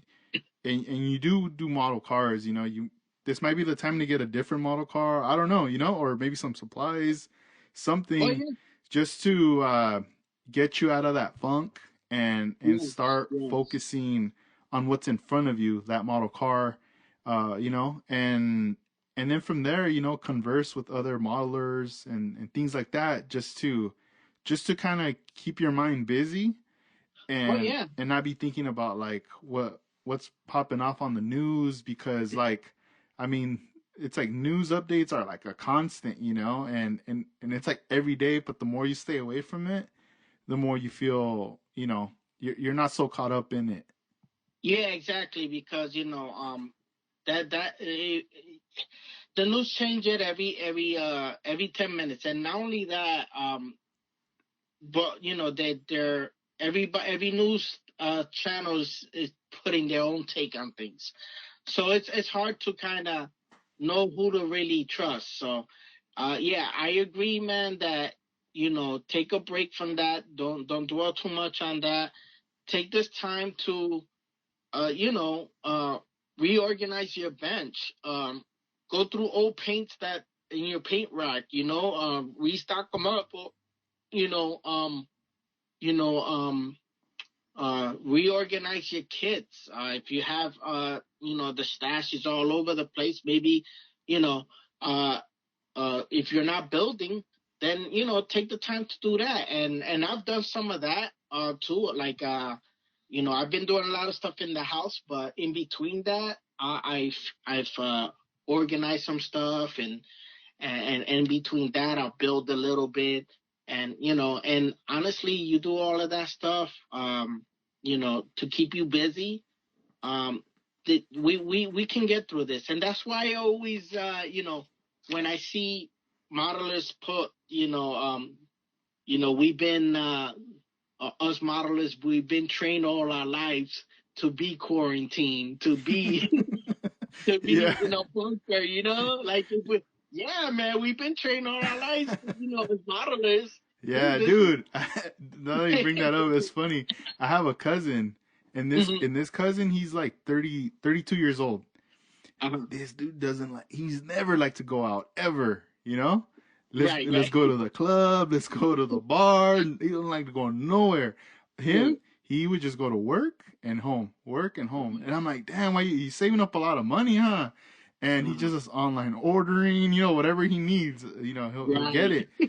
He And won't spend any gas money, nothing, right? yeah, but man, he's been like that since he was like 25.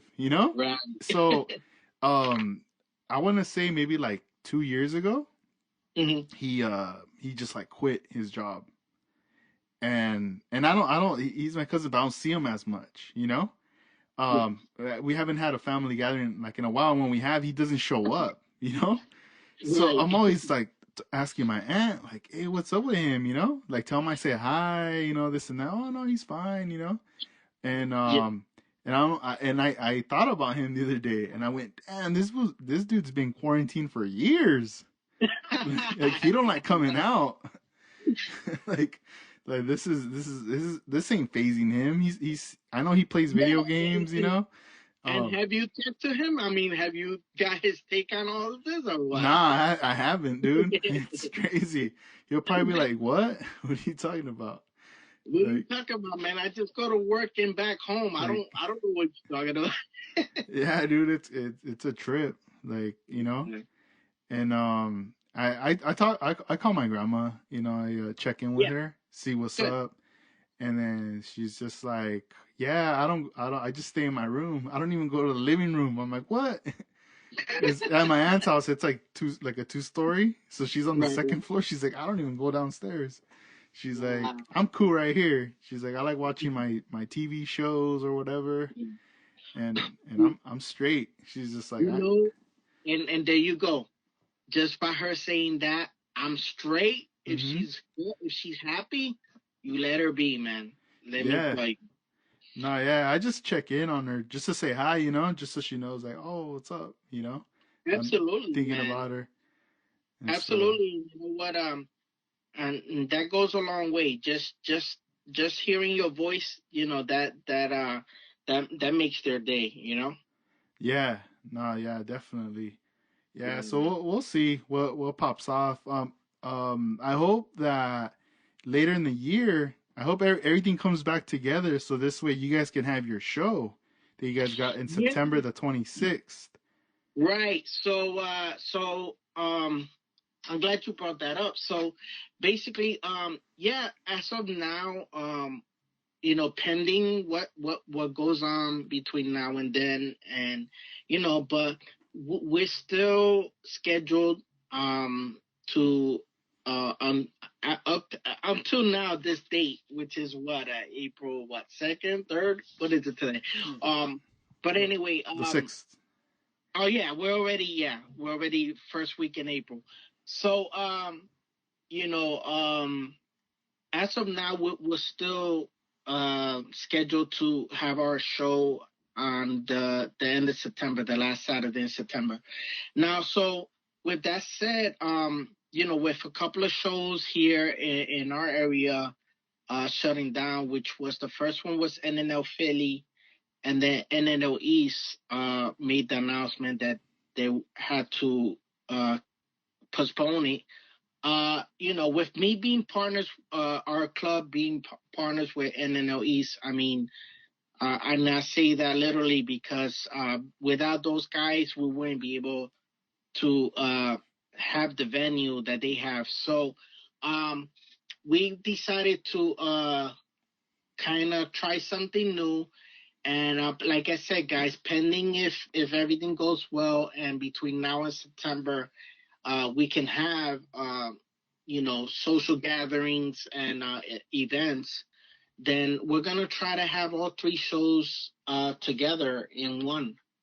And it's gonna be interesting. It's gonna be fun, and if everything goes well, it'll happen. If not, we'll see what happens, and not it'll be next year. Nice. But yeah, so you know basically I'm gonna put a new post on it. Like I've been a little hesitant because things are kind of uh, sketchy, Yeah. because you know um we don't want to kind of promote too hard because it's kind of we're on the fence on what's gonna happen,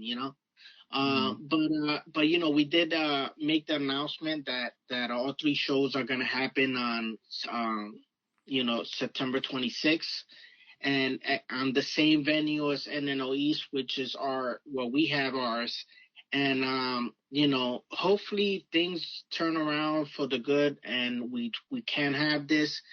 It gives people, at least over here, um, something to look forward to, you know,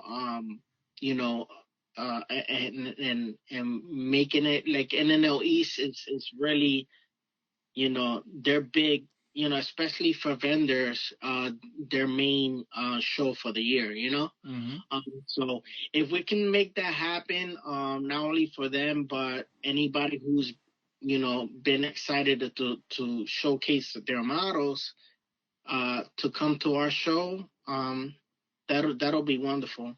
So I just hope that it happens. But if it doesn't, we'll figure something out. But at the end of the day, guys, we're all in this together. And if it's meant to be, it'll happen. If it doesn't, there's always next year, guys. I mean, that's pretty much all I can say. You know, and and we just got to be optimistic about it. Yeah. Hell yeah. Yeah, absolutely. That's cool. Well, that's pretty dope that you guys are going to be coming together, if everything does go down. Um, Yes. that'll be dope, man. Having that right there, the collaboration. Yeah, yeah. I mean, pretty much, like I just said, we're all in this together, and I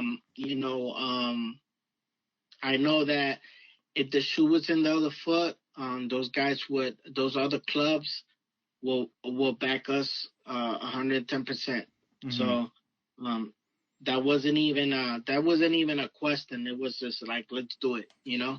Um, but like I said, guys, I don't wanna as of now, we have it all set. The venue's locked in for that date still, and we just gotta wait and see, you know.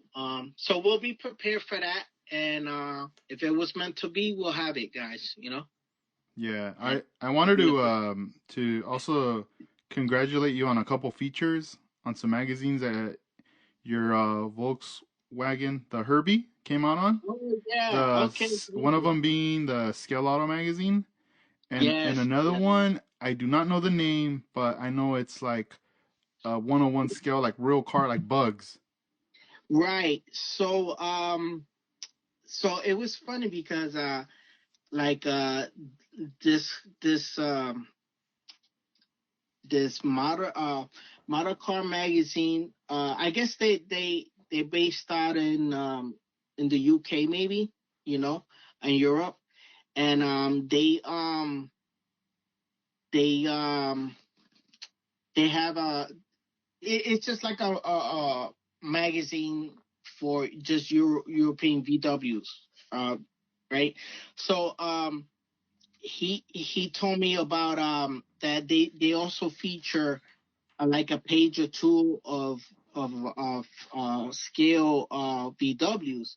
So I guess he saw my feature on Scale World, and he said that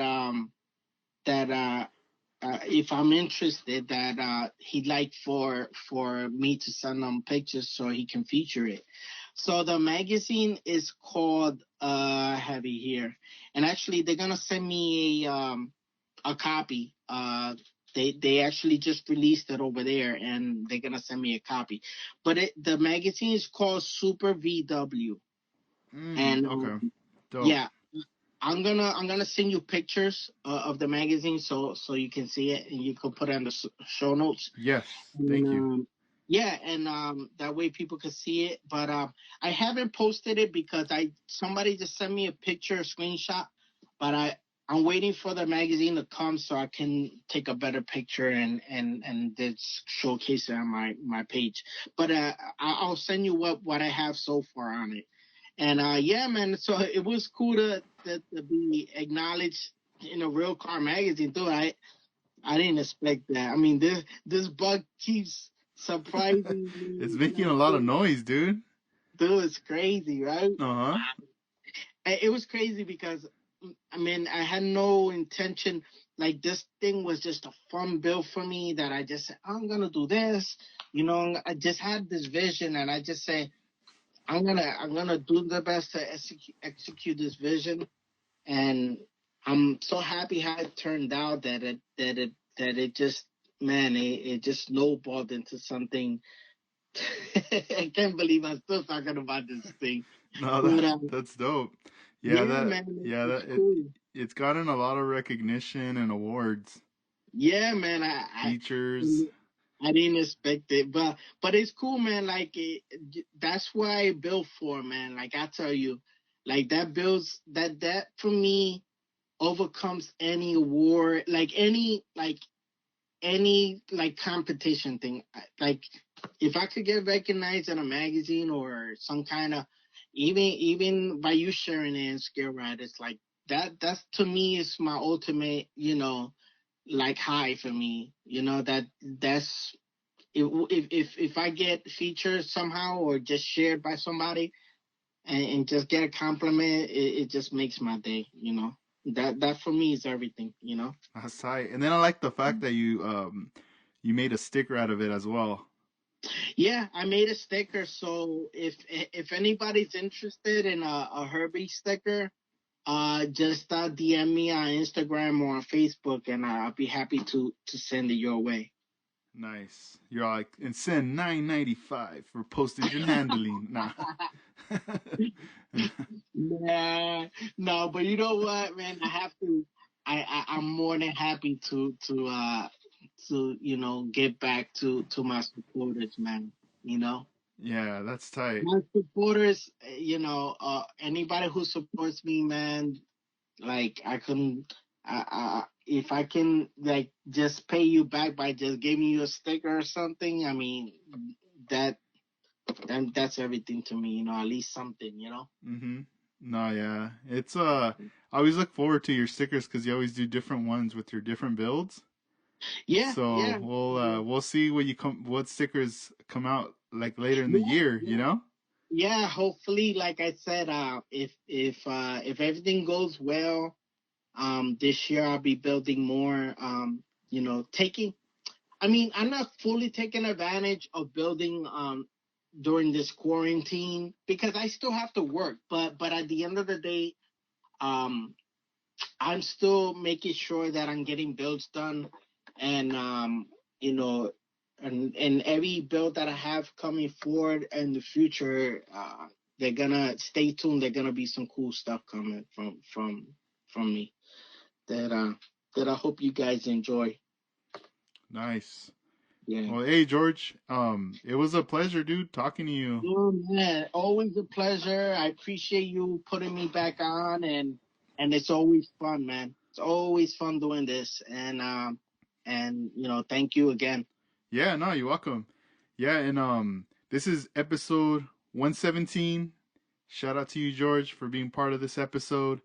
And Like, take care, be safe. I know you're out there working, so just come home safe.